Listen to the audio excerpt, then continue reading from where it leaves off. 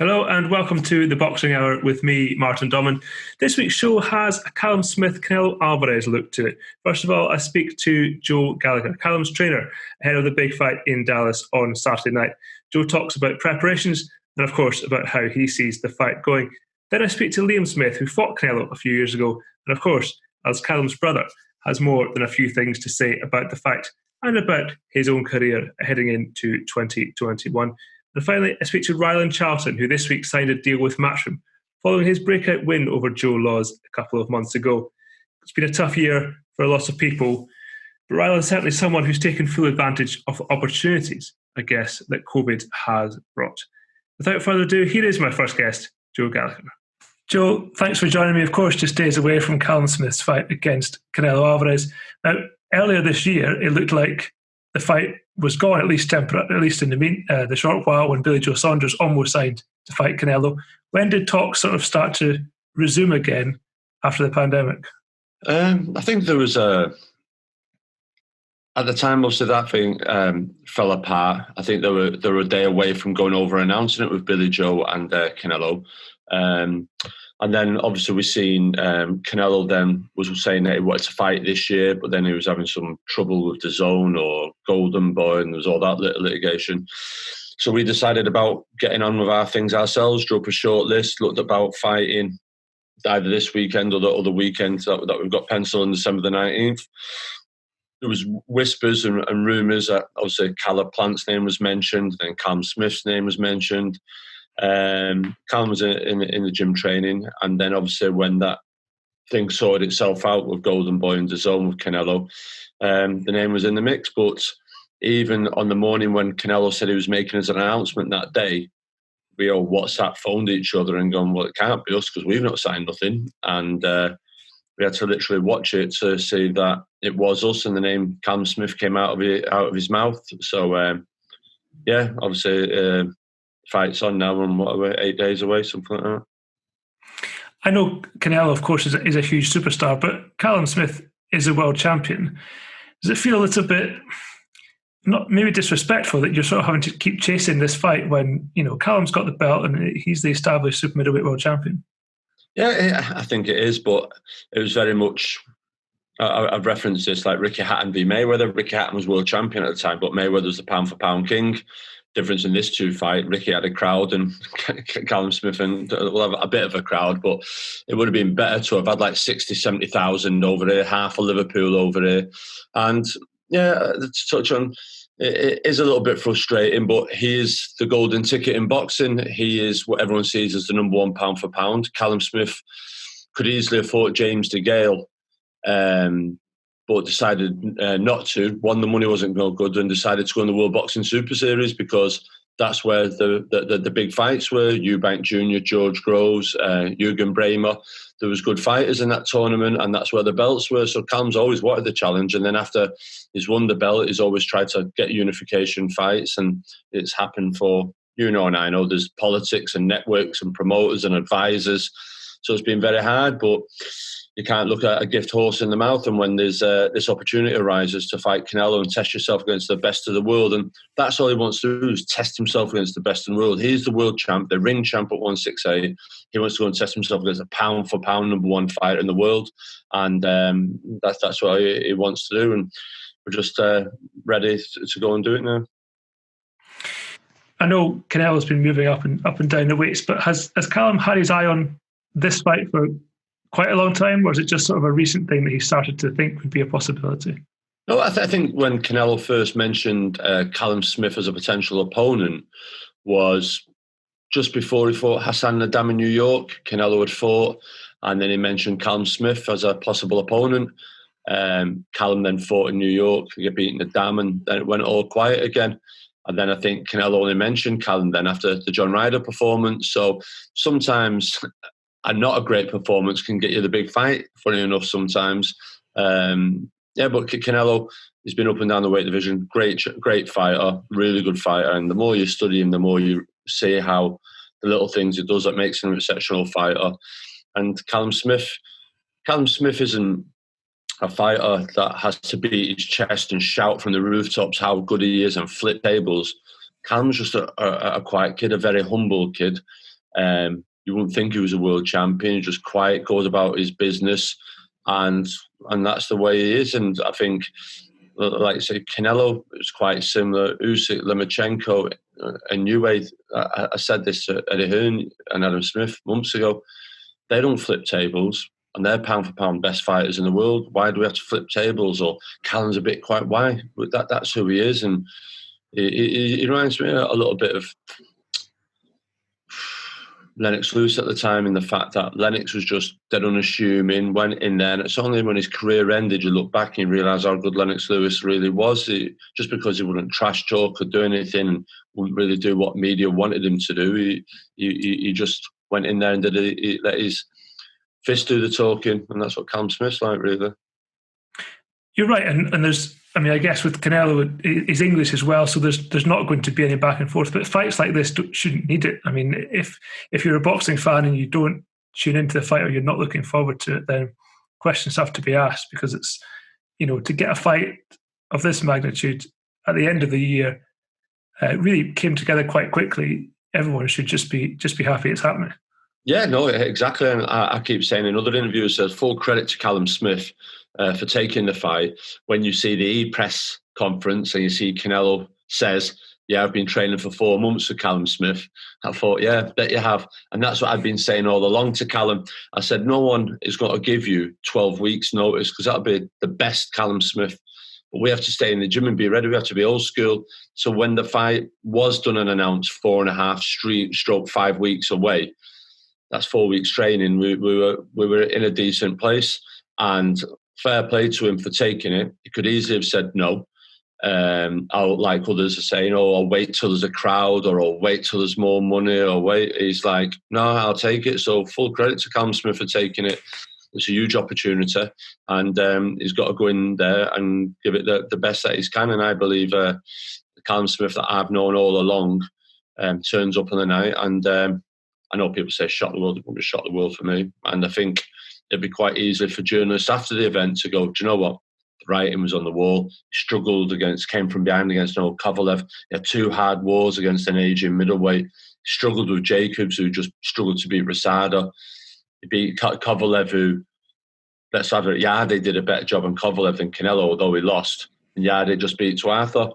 So you just got to, everyone can get involved in a huge aura. Although I do feel this is going to be the best Canelo for a while. He's out there to prove a point. It's a challenge for him. He's an adrenaline junkie. You see him with the fast cars and wild horses. He likes to challenge himself, Canelo. And I've said it before, I hope Callum Smith turns up at the night. The truck thing with Canelo, he always turns up. He's not had a bad night at the office, has it, Canelo? So maybe this once he could decide not to turn up for once. Of course, you've seen him as close as anyone 4 years ago with Liam Smith. Did you learn anything on that night that you maybe didn't know about him before? Yeah, like I said, watching a fighter on video and on television, on YouTube is totally different to seeing him in the flesh. And preparing for Liam 4-5, we didn't have the best preparation, but going up against Canelo, fight week with Canelo, weigh-in with Canelo, being in the ring with Canelo, the officials, you learn so much. You can't buy that experience. It's very much going for a driving test and you not know what to expect. You do know second time round, and that's what it is, and being in there. And for having someone being in against Canelo who's felt his shots, felt his power, knows his IQ, sees what he was trying to do, the traps he was setting for you. Yeah, you can't beat that information. But the difference between Callum and Liam are two different styles of fighters. One's 5'10", the other's 6'3", 2 different weight divisions. So I think, it's a different set of skills, different game plan. And like I say, when you look at Canelo's resume, tall fighters are bread and butter for him. You just got to look at the way that he handled Chavez, came from behind Kovalev, what he did to Rocky Fielding. So tall fighters, it's like the bigger the target, the better for Canelo. So we've got to be aware of that. And that experience, we can't buy it. And we have used that in training camp, and we will do fight week now. Do you think the 8 pounds heavier he is now compared to against Liam is good for him, bad for him, or does it not make too much difference? Canelo, I think Canelo's I'll have to see him. I think when I watch his fight with Liam, he still looks like a baby. He's now 30 years of age, and like Callum, both fighters are in the prime. Canelo of late has always fought people that are a little bit more older than him. I think this is probably one of the best live opponents he's fought in a long time. He was in his prime, in his peak. I think the time both get in the ring will both be similar weight. I said to you when Liam weighed in with Canelo, we thought, wow, Liam looks a bigger man here. Got in the ring the next night, and it looks like someone put a pump to Canelo, the Michelin man who's double the size. So, he makes weight. It's funny to see him in saunas and sweatsuits this far out. Sure, he can't be struggling, but it's their way of doing things. But on the night, I think weight-wise, I think they'll both be very similar. You mentioned you've had 4 or 5 weeks since the announcement. How much of that time is spent specifically training for Canelo, and how much is just spent training for a fight? Callum was training for a fight for a while. Canelo, we've always talked about in the past and studied and watched. And for these 4 weeks training, because the last week you do nothing. Do you know what I mean? You don't do it for the sparring and other things. So the 4 weeks we've been right on it. Canelo tried to get the best sparring partners we could get in. You've got to remember sparring partners that I might have brought in from America and Europe and Germany.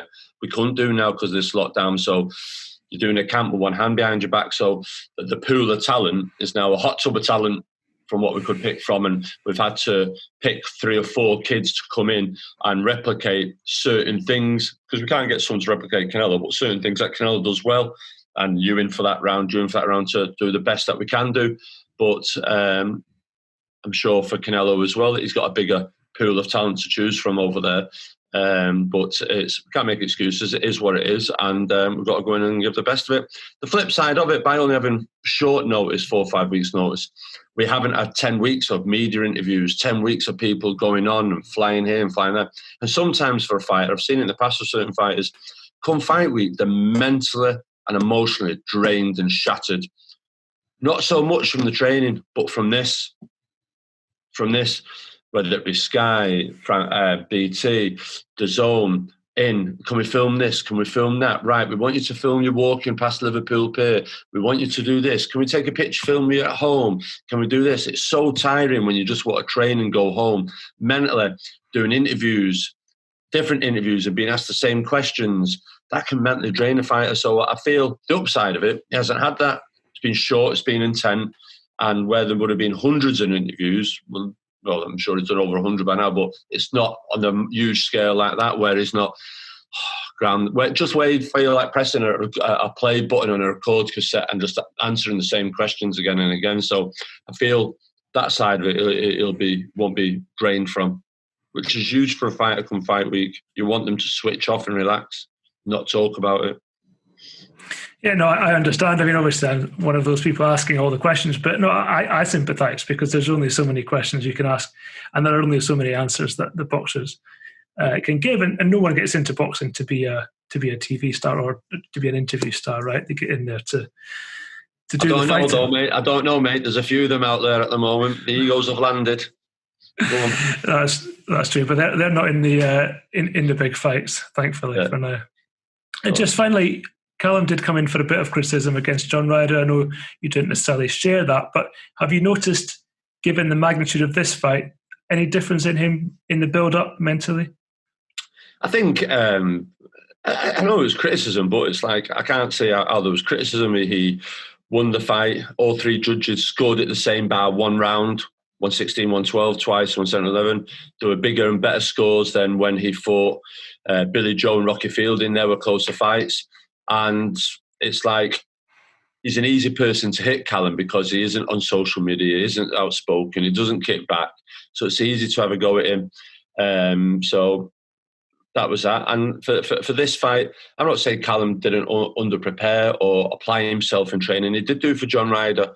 But as Ricky Hatton says, you're training and you're fighting. There's a big difference training fighting for an opponent and the same way training fighting if it's Costa Tszyu. If you remember, he said you run that bit quicker, you hit that bit harder. It's huge. You know the magnitude of it. There's a risk you got to get beat on the world stage in front of thousands, millions. And that's with Callum. Callum's locked on. There's a huge weight off his shoulders. It's nice and relaxed. He's chilled. This has been shown in like 200 different countries, is it, or something like that in the zone. So he knows the eyes of the world are watching on him, and he didn't put. I thought he boxed very well against Nicky Holskin before George Groves, but he got stick for that. But he went in and performed against George Groves. You can't win all the time. Sometimes you've got to win by any means necessary, as long as you get the win. Just like football, I'm a United fan. I'd love United to be United years ago, where we got 3 against us, but we won by 4-3 or 5-3. But then you have a different type of team where Mourinho was just 1-0. And same with boxing, Nicky Holskin, after round 9, Callum Smith said to me, "I'm bored. Just let me go out and put it on him." And I said, "No, you're not bored. You get an elbow off this kickboxer in, a cut, you're out of that final. You go out there and jab, ball your way to 12. And he set a world record for in a world title fight, so for the most jabs thrown. So sometimes you have to get your way through fights. And for this one now, it's Canelo. It's like stick or bust. This is it now, son. This is it. You're the best 168-pound fighter in the world, number 1, with the Ring magazine, everything else, and you're going up against the pound for pound number 1. It just doesn't get no bigger than this. This is it, and there's no second chances. You've got to go in there and do this. And I usually believe Sunday morning, December the 20th, we'll have the number 1 pound for pound fighter in the world from the UK. Well, if you're not excited about the fight, then you have to be after listening to that. Joe, thank you very much for your time. Appreciate it, and all the best in the fight. Cheers, thank you. Liam, thanks for joining me. Before we talk about your brother, we haven't seen you like many fighters, of course, in the ring for a year or so. What is the latest? When do you expect to be back out? Yeah, obviously, the year's been a mad year for everybody, and I'm hopefully going to be back out February at the latest. I'm hoping, and I'll have a conversation with Eddie while he's over here, and I know my team MTK are working hard on that also. So I should know more this week of when I'll be out next. And of course, you've challenged for a world title, fallen short. But what do you feel you've got left in you, and do you still feel as fresh as ever, or are you still as ambitious as ever? Yeah, no, I've definitely got a world title left in me. Obviously, I'm seeing fighters, challenge and win world titles, especially the division I'm in. The titles are chopping and changing quite a bit, and there's no one in the division now who's going to rule the division. Every fight's going to be a top fight now. And obviously when I was world champion before, I lost to Canelo.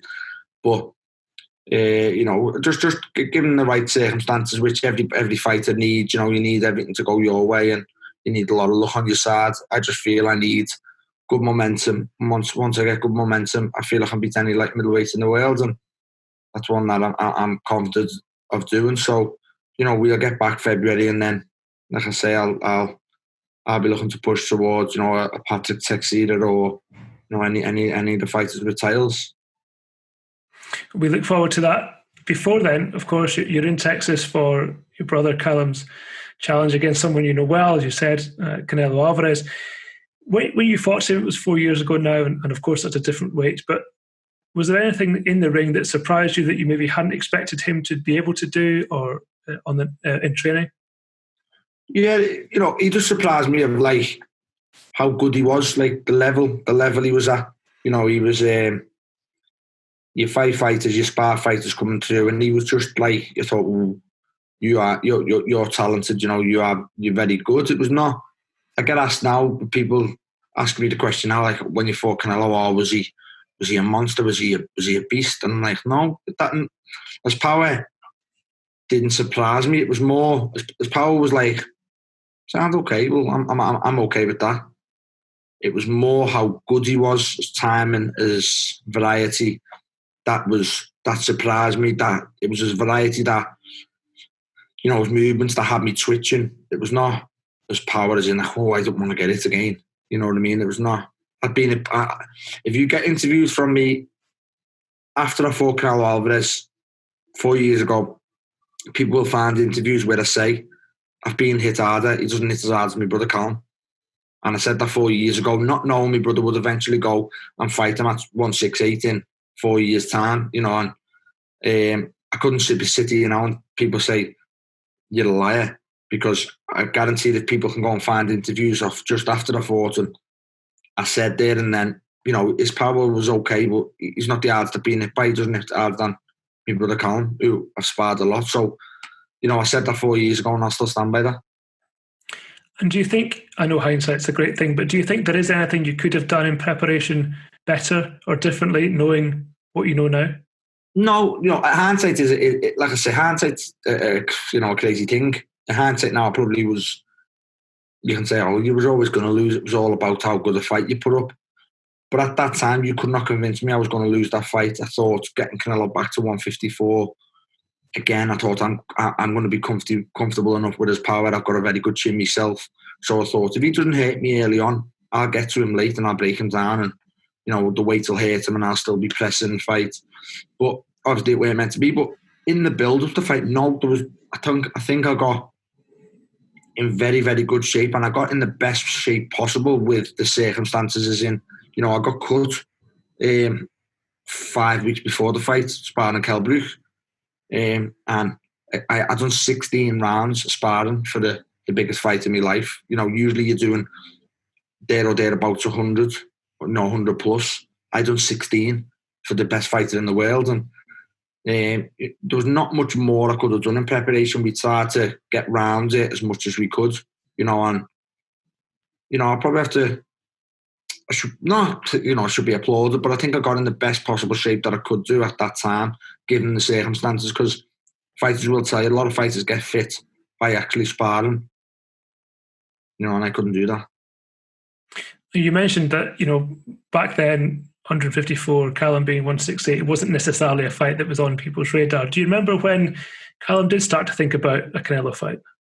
No, it was probably 12 months ago, give or take. No, it was probably longer, 18 months. The Canelo fight was talked about. I've said for the last 12 months, it's probably done Callum's head in a little bit, dangling over him, getting offered the fight, then not getting offered the second offer, and the fight's on the table, the fight's not on the table, and it's he's getting asked off the public left, right, and centre. Do you think you'll fight Canelo Alvarez? And people don't really understand from the outside. Everything is on Canelo's say. He's the A-side of boxing. He's the biggest star in boxing at the moment. So, nobody knows. Like, goes far as saying that announcement last week, what Canelo done.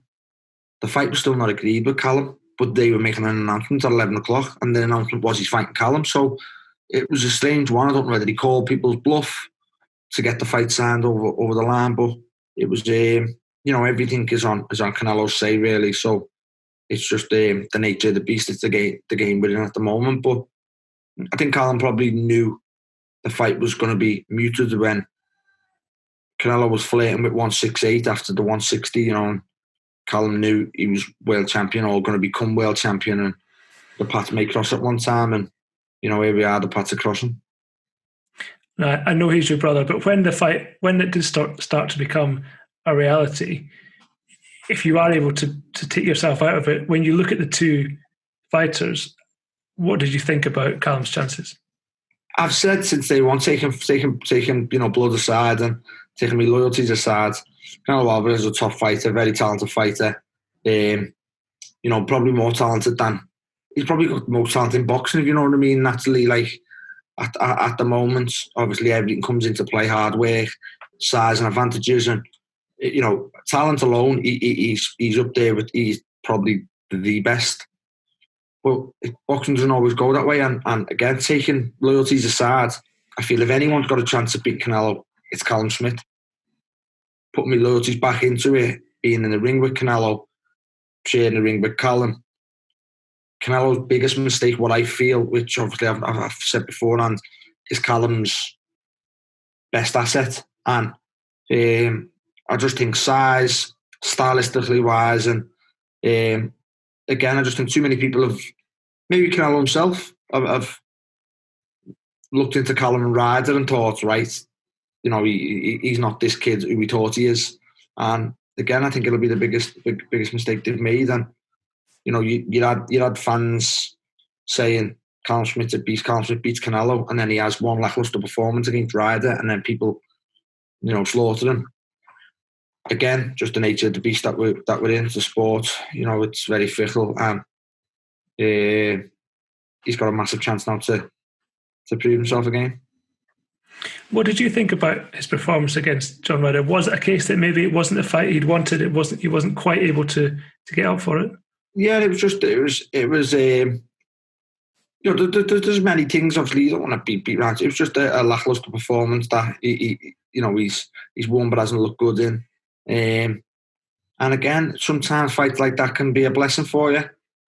In the long run, and this does look like it's been a blessing for him because people, he's come down in people's estimations. He's probably come down in fighters' estimations, and people want to fight him now. So, the world is oyster in that sense. But the fight with Ryder was just, it was a man that had to happen. It weren't the fight he wanted.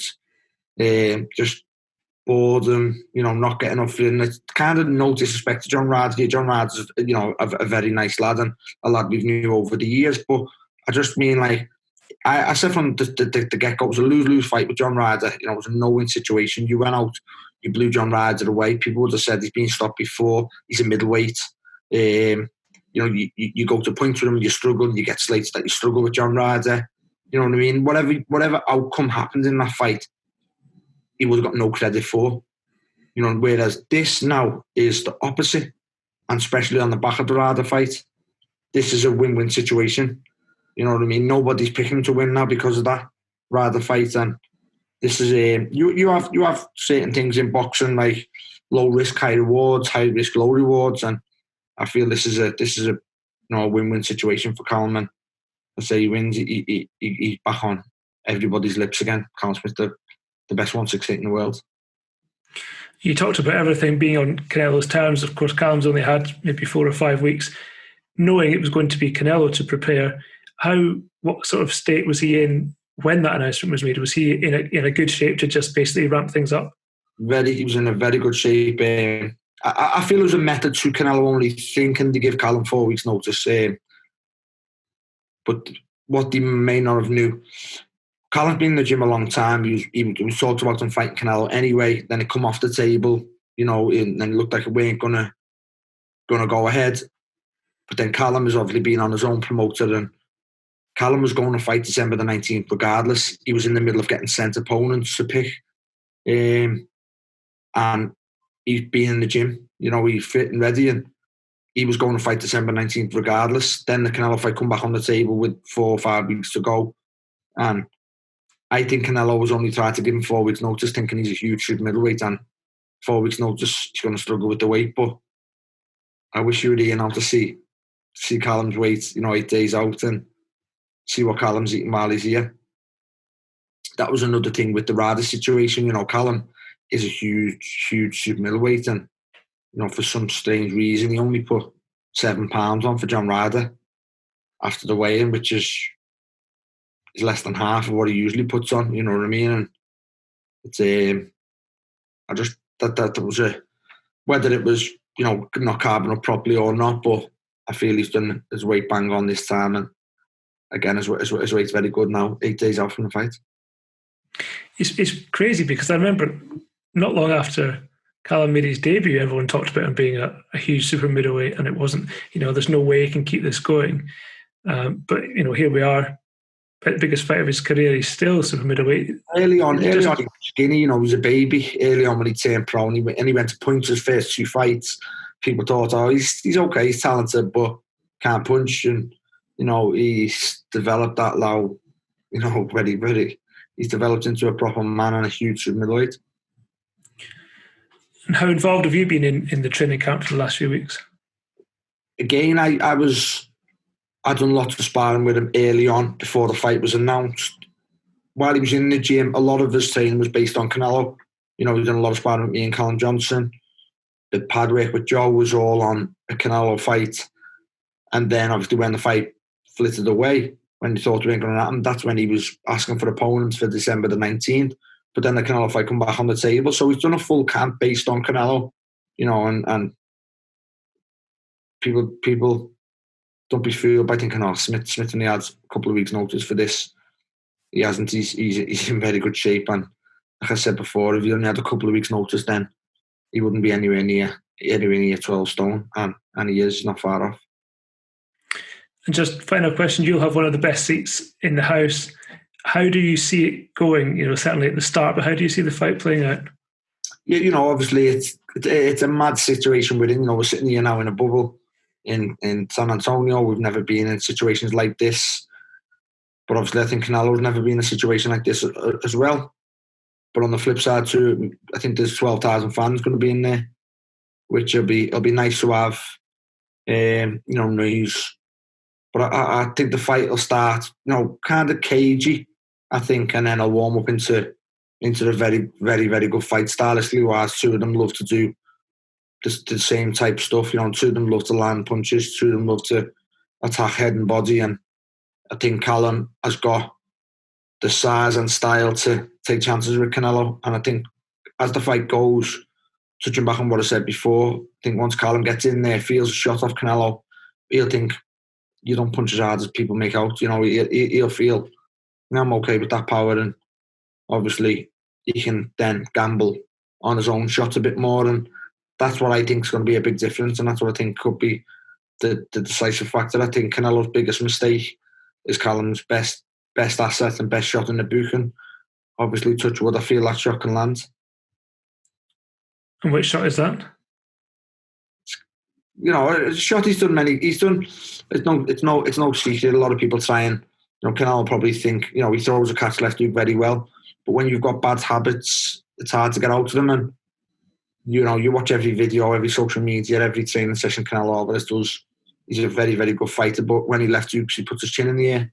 And that's, it's a fact. And it's easy saying it now, well, no one else has exploited it, which they haven't. But that's what I feel Callum can. And I think size-wise and strength-wise, I think he can take that chance. And so many people over the years have said, well, Shane McGuigan said it, we know all about Callum Smith's catch left hook. We're not going to fall into that trap. But as the fight went on, George Groves did fall into that trap. And he threw a jab right through the head. Callum blocked it, and then he threw another one, and he got giddy, and he threw a third one, and Callum caught it left hook, and the fight was over. He's done many, many, many people with that fight. The Luke Blackwood knockout, Rocky Fielding. He's done lots of fights over the years with a cast left hook, and again, it's easy saying it, but then once the fight goes, and you go back to your normal habits and your normal rhythm, it's hard to get out the way of that shot. He takes the inside track on it, and obviously from my point of view, I'm praying and hoping he can get that shot off, because I do think it's a shot that could end any fight at any given moment with Callum. It would certainly be a great way for British fight fans anyway, and of course for your family to end what's been a rather dreadful year. Liam, thank you for your time. All the best, with the team, and then of course hopefully look forward to seeing you back in the ring next year. Nice one. Thanks very much.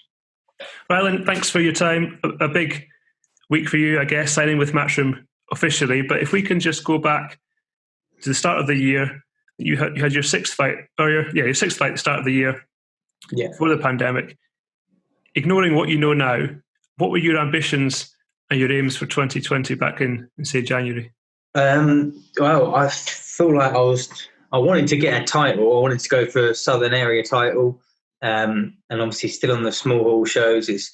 It's hard work having to pump as many tickets as possible to get yourself an opponent. But yeah, I mean, only Southern area title is what I was going for at the start of 2020. But obviously what happened, COVID and stuff, COVID really has been a massive blessing for me, for the boxing side of things, because now people want to see real fights and 50-50 fights on TV. And yeah, then now we get the call in. Can't remember when it was, end of September, no, October it was, because we only had 2 weeks notice. So yeah, got the call, and then now here we are.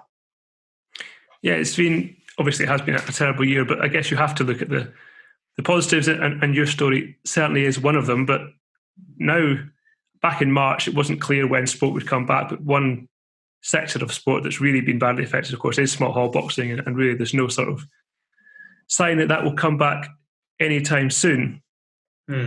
Did you kind of think back then that you might not fight again this year? Yeah, for sure. Yeah, I thought I was totally going to be done, really. But then we did get an opportunity to fight on a TV show, and I wasn't really fit, kind of thing. and we've started realising that there might be a shot kind of thing. So I just kept training, kept ticking over, and was just fingers crossed we got a phone call for a televised show, and then we did kind of thing, which was great. But yeah, when I first all kicked off, I thought, oh, this is probably me done now. I'm gonna have to get a proper good job and just start full-time working. Does it suggest that there's something, I mean, I know pandemics hopefully won't come around again, or certainly not very often, but does it suggest that there's maybe a flaw there in small hall boxing, that if it can be cancelled like this, if it could leave so many fighters out of work? Or is it that boxers who box on small hall shows need to just make sure they've got something else on the side in case something does happen? Yeah, for sure. Yeah, I mean, I've always worked, because boxing's such a brutal game. You never really know what's going to happen in it, and it doesn't ever. Small hall boxing doesn't earn you any money unless you sell thousands and thousands of tickets, and you'll be able to get a bit of money from it. Yeah, small hall side of things, I feel like a lot of people just keep cracking away at it, but I feel like the small hall shows are just, I think it's a con. It's all a con, small hall shows. It's just, you get in there, you pay for your opponent, and then you end up with nothing really, no money out of it, and you box some journeyman that's maybe, well, I haven't boxed as many of the journeymen as some people do, but some people box journeymen that have won 5 fights, lost 105. And it's like, there's no kind of, yes, you get a win on your record, but it doesn't set you up for anything kind of thing. I'm not a fan of the small hall boxing at all.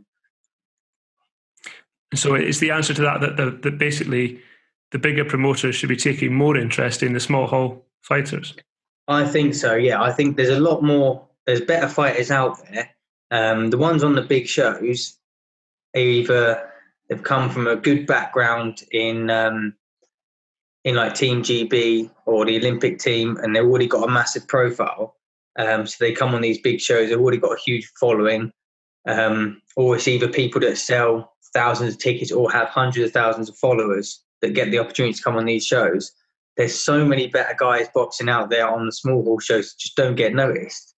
And luckily I had that opportunity to get noticed, and a lot of people won't ever get that opportunity. But yeah, definitely big shows should start looking into the small hall boxing to pick up some real skill.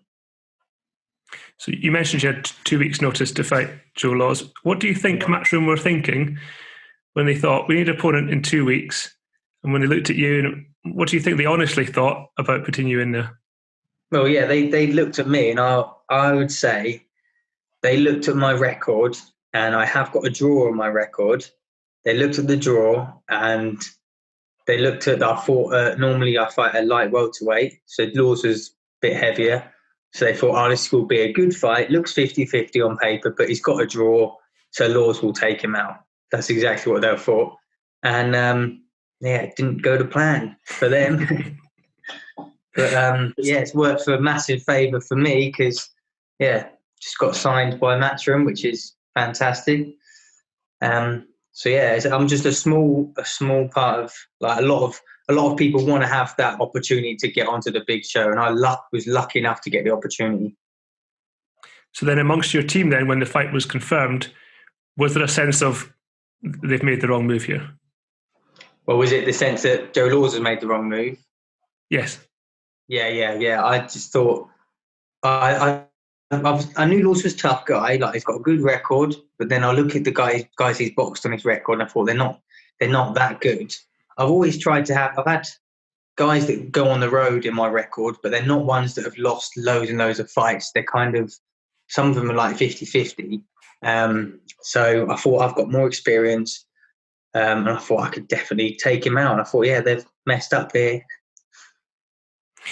Was there any, even once you'd won the fight, and I think that night it was a great advert for boxers like yourself being given that shot, but was there any fear then that you might actually, rather than get a contract or be boosted further, you might get forgotten about again? Yeah, a little bit, yeah. I thought, because I'm not a big time ticket seller, I thought that I might just be forgotten about, pushed to the curb kind of thing. But my manager and me, my trainer, we all kept pushing on the old social media, and keep saying like keep in the limelight kind of thing. And I did call out Eddie Hearn at the end saying where's my contract, and I think that helped me a little bit because obviously now I've got it. But yeah, a little part of me thought, am I just going to be forgotten about? But I think I made a big statement that night, so couldn't really be forgotten about. True. Now, obviously, of course, in terms of boxing, it means you'll hopefully now have regular fights. But in terms of as a person for your life, can you sort of explain what, having a contract seems like such a normal thing, if you like, because everybody, if you've got a job, you should have a contract. But I guess it's different in boxing. It probably means more to have some sort of security. Yeah, it's great having a contract, especially with Eddie Hearn and Matchroom, because they're the biggest out there. So yeah, it feels great, and I'm still working my day job because could always do with more money all the time. So yeah, life will change now because I will be training harder. I will be cutting down a little bit. I'll be going down to probably part-time working, but I'll still be working my day job and still doing what I'm doing, but just training extra hard. Am I right in saying you work in a care home? Is that right? Yeah, I do. Yeah. Since the pandemic, obviously restaurant like they're all shutting, and restaurant business and stuff, hospitality has just gone down. So I ended up getting a job in a care home, and I'm chefing in the care home, and it's great. It's a nice environment, and it's easy work. So I'm not like really like rushed off my feet. I'm not finishing work at say 11 o'clock, 12 o'clock at night in the restaurant business. And I go in, I cook a couple of nice meals, I bake some cakes, and yeah, it's chilled out. So it enables me to be able to train hard.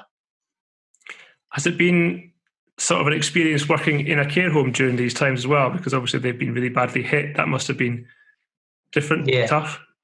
Yeah, it was tough. It's not. Luckily, our care home's pretty good, and COVID didn't really get in there. So. Yeah, I was. It's all completely different to me because I've never worked in that environment before. It's quite interesting. It's quite fun. Some of the residents are quite funny, and you can have a bit of a laugh with them. But yeah, it has been a strange year. I never thought I'd be working in a care home, being signed by the biggest promoter in the world, pretty much. So yeah. I'm sure it might not be fine dining in the care home, but if you were, let's say you were on Come Dine With Me and you wanted to impress, what would you serve up? Ooh, one of my favourite dishes, I like braised feather blade beef, so just slow cooked, or dauphinoise potatoes, tender stem, and a red wine jus. That would probably be something I'll crack on there. And I'd probably just go for something simple like a honeycomb cheesecake or something for dessert. Something like that, yeah. Solid choices. Starter as well. Starter, I'd probably go for scallops with chorizo and caramelized onion puree. That's what I'd go for the start. I think that's good. I mean, it's always people try things that are too left field and then it just goes badly wrong. But I don't think you can go wrong with those three choices. Yeah. I have to, of course, another boxer who's been hyped up, let's say, talked about, Florian Marcu. You've obviously gone back and forth with him. Mm. I don't know if you felt he won his fight the other night, but did his performance, what did you think of it? Did it confirm what you already knew, or was it surprising? I think he did deserve to win that fight. But even though he did deserve to win it, it was still not his best performance. I think he was having an off night. He's a lot better than that, but he's still not good enough to beat me. And yeah, hopefully we can get that fight done and dusted soon. Is that what you'd like next, rather than have to wait just early next year? Yeah, I would like to have him next because it'll help boost my profile because he already has nearly 500,000 followers. He's just another big ticket seller to me. So yeah, it will boost my profile, and yeah, definitely the fight that I want. Excellent. Well, we look forward to seeing that and to seeing more of you in 2021 on our TV screens. Alan, thanks very much for your time. Thanks a lot. Bye-bye. that is all we have for this week. A huge weekend of boxing ahead. And then, of course, as I said earlier, a great start to 2021. That'll be all from the Boxing Hour until the new year. Until then, have a great and safe festive period.